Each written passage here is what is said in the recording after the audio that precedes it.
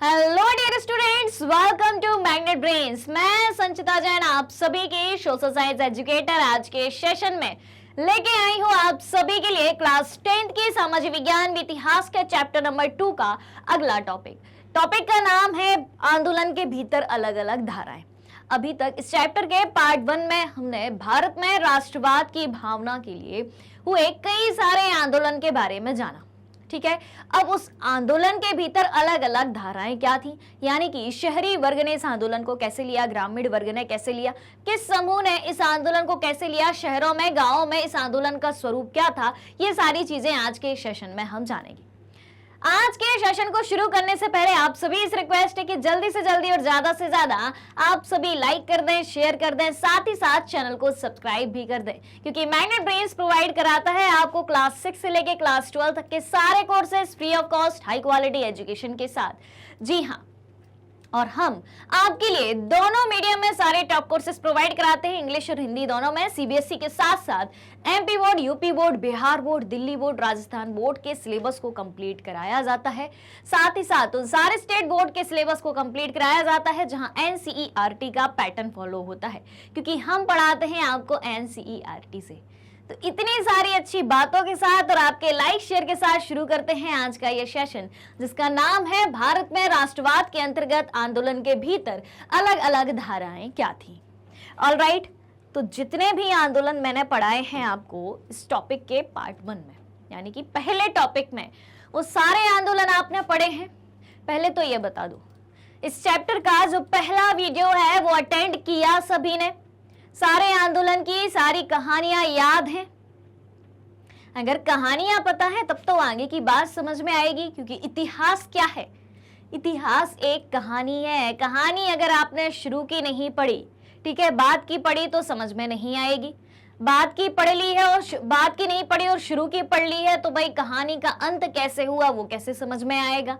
ठीक है, यानी कि कहानी जहां से शुरू होती है और कहानी जहां पर खत्म होती है, यानी कहानी का ओर और छोर दोनों पढ़ना बहुत जरूरी है। ऑलराइट, चलिए तो जानते हैं अब इस आंदोलन के भीतर क्या क्या अलग अलग धाराएं थी। ठीक है, बात हमने करी थी असहयोग आंदोलन की, खिलाफत आंदोलन की, ठीक है, खेड़ा आंदोलन की, चंपारण आंदोलन की, कई सारे आंदोलन हमने देखे थे। तो अंत कहाँ किया था हमने? खिलाफत आंदोलन, जलियांवाला बाग कांड और असहयोग आंदोलन। ऑलराइट, शुरू करते हैं वहीं से। तो असहयोग खिलाफत आंदोलन जनवरी 1921 में शुरू हो गया था। ठीक है, और इस आंदोलन में, क्योंकि ये पास कब हुआ था असहयोग आंदोलन? दिसंबर 1920 में पास हुआ था, तो वही जनवरी 1921 में ही चालू होगा। तो आंदोलन जनवरी 1921 में शुरू हुआ और इस आंदोलन में विभिन्न सामाजिक समूहों ने हिस्सा लिया, लेकिन हर एक की अपनी अपनी आकांक्षा थी। हर एक समूह ने हिस्सा लिया, चाहे वो शहरी वर्ग हो, ग्रामीण वर्ग हो, ठीक है, चाहे अमीर हो चाहे गरीब हो, किसी भी भाषा का हो, किसी भी जाति का हो, किसी भी प्रदेश का हो, सबने हिस्सा लिया, लेकिन सबने अपनी अपनी आकांक्षाओं के मुताबिक हिस्सा लिया। सबकी अलग अलग इच्छाएं थी और सबने इस आंदोलन को अपने अपने अलग अलग नजरिए से देखा। ठीक है, तो देखें सभी ने क्या किया? स्वराज के आह्वान को स्वीकार तो किया। स्वराज का मतलब क्या होता है? स्वराज का मतलब क्या होता है बताइए भाई? कल भी बताया था मैंने, स्वराज यानी कि अपना राज। स्वराज का मतलब क्या होता है? अपना राज। और हम पर किसका राज था उस समय? अंग्रेजों का। हमें क्या चाहिए था? अपना राज चाहिए था। ठीक है, अंग्रेजों को भगाना था, भारत पे भारत का शासन चाहिए था। तो सभी लोगों ने जो गांधी जी ने स्वराज का आह्वान किया था उसको तो स्वीकार कर लिया। आह्वान यानी कि गांधी जी ने सबसे बोला था कि अब सबको हिस्सा लेना पड़ेगा इस स्वराज की लड़ाई में, तो उसे तो स्वीकार कर लिया, सभी ने स्वीकार कर लिया, लेकिन उनके लिए उसके अर्थ अलग अलग थे। ठीक है, बात एक थी और एक बात सभी ने मान ली, सभी वर्गों ने मान ली, लेकिन सभी वर्गों के लिए, सभी व्यक्तियों के लिए उसके मायने अलग अलग थे, उसके अर्थ अलग अलग थे। क्लियर यहां तक की बात? अब किस तरीके से सबके अलग अलग अर्थ थे उसको भी जान लेते हैं। तो देखें, सबसे पहले हम जानेंगे शहरों में आंदोलन। ठीक है, शहरी क्षेत्रों में आंदोलन का स्वरूप क्या था? तो इस आंदोलन की शुरुआत ही कहां से हुई थी? शहरी मध्यम वर्ग की हिस्सेदारी के साथ हुई थी। कहां से हुई थी? शहरी मध्यम वर्ग की हिस्सेदारी के साथ इस आंदोलन की शुरुआत हुई थी, क्योंकि जो शहर का मध्यम वर्ग था वो शिक्षित वर्ग था, एक लिबरल वर्ग था, ठीक है, वहां से शुरू होती है। अब गांधी जी ने आह्वान क्या किया था? गांधी जी ने क्या बात कही थी? इस आंदोलन के स्वरूप को किस तरीके से समझाने की कोशिश करी थी? असहयोग ही नाम क्यों दिया था? बताओ जल्दी से, कमेंट में जल्दी से बताओ। अगर आपने पिछला सेशन ज्वाइन किया होगा तो इस बात का मतलब पता होगा कि गांधी जी ने उस आंदोलन को असहयोग नाम ही क्यों दिया। तेजी से कमेंट आना चाहिए भाई, सभी का आना चाहिए। और ठीक है, तो असहयोग नाम इसलिए दिया था कि हमें अंग्रेजों का सहयोग नहीं करना है। असहयोग शब्द का क्या अर्थ बताया था? असहयोग शब्द का अर्थ बताया था कि हमें अंग्रेजों का सहयोग नहीं करना, सहयोग नहीं करना। अब हम अंग्रेजों का सहयोग कैसे कर रहे थे? कैसे कर रहे थे? उनके द्वारा खोले गए विद्यालयों, कॉलेजों और चिकित्सालयों का उपयोग कर रहे थे, उनके द्वारा बनाए गए कपड़ों का उपयोग कर रहे थे, उनके द्वारा खोली गई शराब की दुकानों का उपयोग कर रहे थे, ये सारी चीजें कर रहे थे। तो यानी उनकी आमदनी किनसे थी? भारतीयों से थी। उनकी दुकानें क्यों चल रही हैं? भारतीयों की बदौलत। अगर भारतीय उनकी वस्तुओं का प्रयोग करना बंद कर दें, विद्यार्थी उनके स्कूल जाना बंद कर दें, कॉलेज जाना बंद कर दें, भारतीय उनके अस्पतालों में ना जाएं, तो क्या उनकी इतनी सारी दुकानें चल पाएंगी? नहीं चल पाएंगी, ठीक है। और जब उनकी दुकानें चलेंगी ही नहीं, उनके द्वारा खोले गए इंस्टीट्यूशंस चलेंगे ही नहीं, तो भाई वो 1 साल के अंदर वापस हो जाएंगे अपने देश, ऐसा गांधी जी का मानना था, ठीक है। तो देखें विद्यार्थियों ने क्या किया, शहरों में आंदोलन का स्वरूप क्या दिखाई देता है उसकी चर्चा मैं कर रही हूं। तो विद्यार्थियों ने, स्कूल कॉलेज, शिक्षकों ने अपनी अपनी नौकरी तथा वकीलों ने मुकदमा लड़ने का बहिष्कार किया और आंदोलन में शामिल हो गए। क्या बात देखने को मिलती है? विद्यार्थियों ने, स्कूल कॉलेज, शिक्षकों ने अपनी नौकरी तथा वकीलों ने मुकदमा लड़ने का बहिष्कार किया और आंदोलन में शामिल हो गए। क्लियर है यहां तक की बात? जो बातें गांधी जी ने कही थी कि वकील उनका मुकदमा ना लड़ें, शिक्षक उनके स्कूल ना जाएं, उनके यहाँ नौकरी ना करें, सबने ऐसे ही किया, बिल्कुल फॉलो किया गांधी जी की हर एक बात को, ठीक है। प्रांतों में परिषद चुनावों का बहिष्कार किया गया, गांधी जी ने ये बात भी कही थी, भारतीयों ने ये बात भी मानी। उसके बाद गांधी जी ने कहा था विदेशी सामानों का बहिष्कार करो, मान ली बात, नहीं करेंगे विदेशी सामान का उपयोग, विदेशी कपड़ों का उपयोग। एक इमेज भी मैंने आपको पिछले सेशन में दिखाई थी जिसमें कई सारे भारतीय भारत का चरखा लेके, जिसे हथकरघा कहा जाता है, जिससे कपड़े बनाए जाते थे, उसको लेके जुलूस निकाल रहे हैं कि वो किसका प्रतीक था? विदेशी बहिष्कार का प्रतीक था, विदेशी सामानों के बहिष्कार का, कि हमें अब चरखे का प्रयोग करना है, इससे ही वस्त्र बनेंगे, ठीक है। अंग्रेजी सामान का प्रयोग नहीं करना, अंग्रेजी वस्त्रों का प्रयोग नहीं करना, ठीक है। और हाँ जी, एक बात और आती है विदेशी वस्त्रों के मामले में, भारत के लोग विदेशी वस्त्रों का प्रयोग क्यों करते थे? बताओ भाई, जब भारत के चरखे से वस्त्र बन सकते हैं, हर एक लोगों में राष्ट्रवाद की भावना जागृत है, तो लोग विदेशी वस्तुओं का उपयोग क्यों कर रहे हैं, विदेशी कपड़ों का उपयोग क्यों कर रहे हैं? वो इसलिए करते थे क्योंकि भारत में खादी का कपड़ा बनता था, चरखे से बनता था, तो खादी का कपड़ा वैसे ही महंगा आता है। एक बात, चरखे से जब कपड़ा बनता है तो कपड़ा बनने में टाइम लगता है और मेहनत ज्यादा लगती है। तो इन तीनों वजह से, किन वजह से? क्योंकि चरखे से कपड़ा बनेगा तो देर लगेगी, ठीक है, मेहनत लगेगी, और खादी महंगी भी होती है, तो इस वजह से कपड़े की कॉस्ट बढ़ जाती थी, जो भारतीयों को महंगी पड़ती थी। और विदेशों में जो कपड़े बन के आते थे विदेशों से, वो काफी सस्ते थे। तो भाई सस्ता माल दुनिया खरीदती है कि नहीं खरीदती है? आप खुद बताओ। भारत के अधिकांश लोग चाइना का माल खरीदते हैं कि नहीं खरीदते? क्यों? क्योंकि चाइना मेड चीजें सस्ती मिलती है, जबकि हमें ऐसा नहीं करना चाहिए, हमें भारत में बनी वस्तुओं का ही प्रयोग करना चाहिए।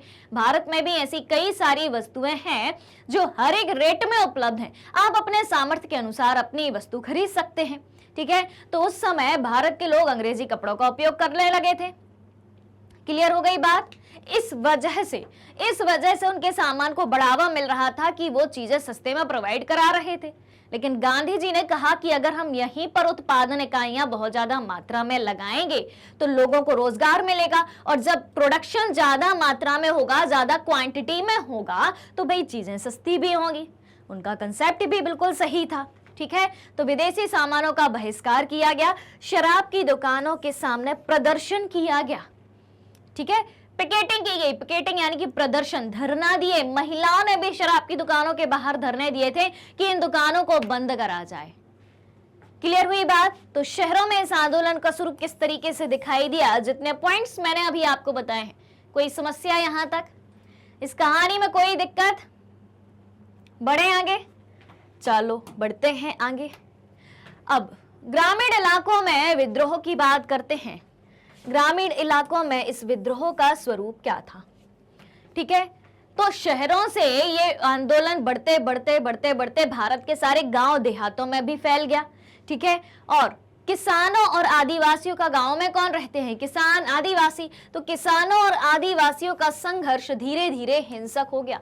गांव में इस आंदोलन का स्वरूप हिंसक रूप से दिखाई देता है। जैसे कि इस आंदोलन के तहत अवध में एक किसान आंदोलन हुआ था। क्या स्वरूप दिखाई देता है अवध में किसान आंदोलन का, देख लेते हैं इसको भी। तो किसानों का नेतृत्व बाबा रामचंद्र ने किया था। किसने किया था? इनका नाम याद रखना है। ठीक है, किसानों का नेतृत्व बाबा रामचंद्र ने किया था। जमींदारों और तालुकेदारों के खिलाफ किया था। और बाबा रामचंद्र फिजी नाम के एक देश में गिरमिटिया मजदूर के तौर पर काम कर चुके थे। किस तौर पर काम कर चुके थे? बाबा रामचंद्र जो है फिजी में गिरमिटिया मजदूर के तौर पर काम कर चुके थे।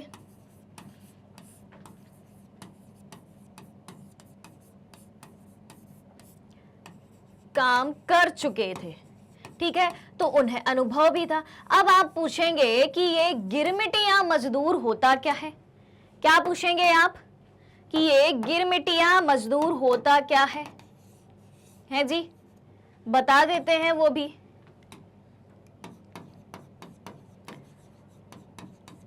तो सुनो भाई, आगे इसकी पूरी कहानी सुनने को मिलेगी आपको। गिरमिटिया मजदूर उन मजदूरों को कहा जाता था जिन्हें एग्रीमेंट के तहत, किसके तहत? एक एग्रीमेंट के तहत, एग्रीमेंट यानी अनुबंध के तहत, जिसमें कई सारी शर्तें लिखी होती हैं, कई सारे नियम लिखे होते हैं, उसके तहत दूसरे देशों में काम करने के लिए लोगों को ले जाया जाता था, जिन्हें गिरमिटिया मजदूर कहा जाता था। और वहां पर उन्हें पूरी प्रताड़ना के साथ, पूरी परेशानियों के साथ उनसे काम कराया जाता था। ठीक है, यहां से झूठे एग्रीमेंट करा लिए कि हम आपको ये सुविधा देंगे, सिर्फ इतना समय तक काम करना पड़ेगा, पर्याप्त सैलरी मिलेगी, टाइम से मिलेगी। ठीक है, लेकिन वहां जाके पिक्चर कुछ और होती थी। ठीक है, तो बाबा रामचंद्र ने, किसानों का नेतृत्व किसने किया?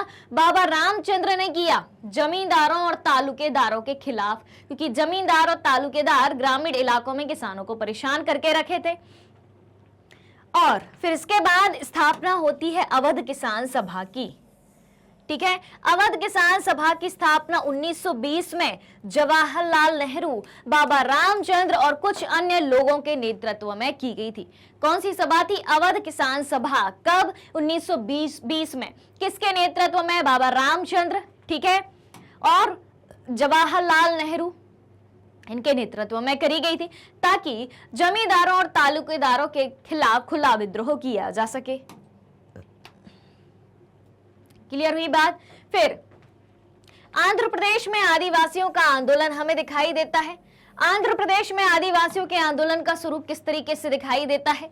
कि असहयोग आंदोलन की जो ज्वाला है, या असहयोग आंदोलन की जो क्रांति है, वो गांव तक जा पहुंची थी। तो अलग अलग जगह ग्रामीण क्षेत्रों में किसानों और आदिवासियों ने इस आंदोलन को कैसे लिया, उस बारे में आपको बताया जा रहा है। और सबसे पहले ही मैंने आपको ये बात बताई थी कि अलग अलग जगह इस आंदोलन को अलग अलग स्वरूप में देखा गया, अपने अपने नजरिए से देखा गया। जिस व्यक्ति को जो प्रॉब्लम थी, उसने वो प्रॉब्लम सॉल्व करने की कोशिश करी।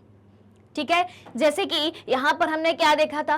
अवध में किसानों को परेशानी थी, उनने अपने तरीके से देखा। ठीक है, आंध्र प्रदेश में आदिवासियों को परेशानी थी, उनने अपने तरीके से देखा। देखें तो आंध्र प्रदेश में आदिवासियों का आंदोलन किस तरीके से होता है। आंध्र प्रदेश की गुडेम पहाड़ियों में, कहां पर? आंध्र प्रदेश की गुडेम पहाड़ियों में अल्लूरी सीताराम राजू के नेतृत्व में, किसके नेतृत्व में? अल्लूरी सीताराम राजू के नेतृत्व में उग्र गुरिल्ला आंदोलन फैल गया। ठीक है, गुरिल्ला आंदोलन क्या होता है बताओ भाई, कोई बता सकता है? गुरिल्ला आंदोलन पता करना है, कमेंट करके बताना है, आप ही बताएंगे। ठीक है, चलिए, तो आंध्र प्रदेश की गुडेम पहाड़ियों में आंदोलन शुरू किया गया और इस आंदोलन का नेतृत्व किसने किया था? अल्लूरी सीताराम राजू ने इस आंदोलन का नेतृत्व किया था। और विद्रोहियों ने क्या किया? विद्रोहियों ने पुलिस थानों पर हमले करे और अल्लूरी सीताराम राजू को 1924 में पकड़ लिया गया और फांसी दे दी गई। यानी कि जिस क्षेत्र में जो व्यक्ति निवास करता था भारत के, ठीक है, चाहे वो शहरी क्षेत्र हो चाहे वो ग्रामीण क्षेत्र हो, ठीक है, जिस व्यक्ति की जो परेशानियां थी उसने उस परेशानी को देखकर इस आंदोलन को समझा और सबने अपनी अपनी परेशानी से निजात पाने की कोशिश करी इस आंदोलन के माध्यम से। क्लियर? चलिए, अब क्या है? बागानों में स्वराज। अब वही बात आएगी जो बात मैंने बताई थी बाबा रामचंद्र के बारे में। बाबा रामचंद्र फिजी में गिरमिटिया मजदूर के तौर पर काम किया करते थे। गिरमिटिया मजदूर एक अनुबंध के तहत उन्हें दूसरे देशों में काम करने के लिए ले जाया जाता था। ठीक है, खास तौर से उन देशों में जहां पर नील के बागान, चाय के बागान, असम के बागान हुआ करते थे, उन बागानों में। अब बात करेंगे हम बागानों में स्वराज की। बागानों में काम करने वाले मजदूरों ने इस आंदोलन को किस तरीके से समझा, स्वराज की भावना को किस तरीके से समझा, तो देखें अब। क्लियर है? तो सुनो, बागानों में स्वराज, ध्यान से सुनना। बागानों में काम करने के लिए मजदूरों को एक जगह से दूसरी जगह एक अनुबंध के तहत यानी कि एग्रीमेंट के तहत काम करने के लिए ले जाया जाता था। ठीक है, उस एग्रीमेंट में कुछ इस प्रकार की बातें लिखी होती थी। उदाहरण के स्वरूप पर आप समझने की कोशिश करिएगा। उदाहरण के तौर पर अपन एक एग्जाम्पल लेते हैं कि मान लो किसी मजदूर से कहा कि आपको 5 साल तक काम करना पड़ेगा। ठीक है, टाइम से पैसा मिलेगा, पर्याप्त पैसा मिलेगा और काम भी निर्धारित होगा, ना कम होगा ना ज्यादा होगा, सारी सुविधाएं दी जाएंगी। लेकिन जब मजदूर उनकी बातों में आकर वहां काम करने पहुंचे तो पिक्चर कुछ दूसरी दिखाई देती है। ठीक है, 5 साल के एग्रीमेंट जैसी कोई बात नहीं होती है। उनसे अनाप शनाप तरीके से कितने भी घंटे काम कराया जाता है, कितने भी वर्षों तक काम कराया जाता है, उन्हें कोई आजादी भी नहीं होती है। बागानों में काम करते हैं, बागान की 4 दीवारी के भीतर ही उन्हें रहने को मजबूर होना पड़ता है। बागानों के बाहर जाने की उन्हें परमिशन नहीं थी। अगर ये बागान के बाहर गए तो छूट के भाग जाएंगे। ठीक है, बागानों में ही कैद रहना पड़ता था, वहीं काम करना पड़ता था। जो खाने को मिल गया सो खा लिया, जितने पैसे मिल गए। ठीक है, एक तरीके से गुलाम बना के रखा जाता था। तो भाई जिस व्यक्ति को एक 4 दीवारी में कैद करके रखा जाए, उसका बाहरी दुनिया से कोई संपर्क ना हो, क्योंकि उसको बाहर जाने के मौके ही ना मिले। उन्हें पता ही नहीं है कि देश में कौन सा आंदोलन चल रहा है, आजादी की लड़ाई चल भी रही है कि नहीं चल रही है, उन्हें कुछ नहीं पता। उस समय ना फोन हुआ करते थे, ना टीवी हुआ करती थी। ठीक है, और भाई जो जेल में एक तरीके से कैद है, ये जेल में तो नहीं पर बागान में कैद थे। बागान भी उस समय जेल से कम नहीं थी। ठीक है, जो व्यक्ति जेल में कैद है उसे क्या पता भाई, उसे ना फोन दिया जाता है, ना उसे बाहर की खबर होती है वैसे भी। ठीक है, तो उनके लिए आजादी का मतलब क्या होगा, उनके लिए स्वराज का मतलब क्या होगा। बागानों में स्वराज, जो ये टाइटल लिखा है, उनके लिए स्वराज का मतलब क्या होगा। जो व्यक्ति कैद है बागानों में, बाहर निकलने की परमिशन नहीं, उसके लिए सिर्फ यही मतलब होगा कि इस बागान की 4 दीवारी से हम कैसे वापस जा पाए, बस। इसके आगे उसका कोई लेना देना नहीं है। ठीक है, ना उसके मन में उस समय ये ख्याल आएगा कि हमें अपने देश को आजाद कराना है, कि देश में आजादी की लड़ाई के लिए आंदोलन चल रहे हैं।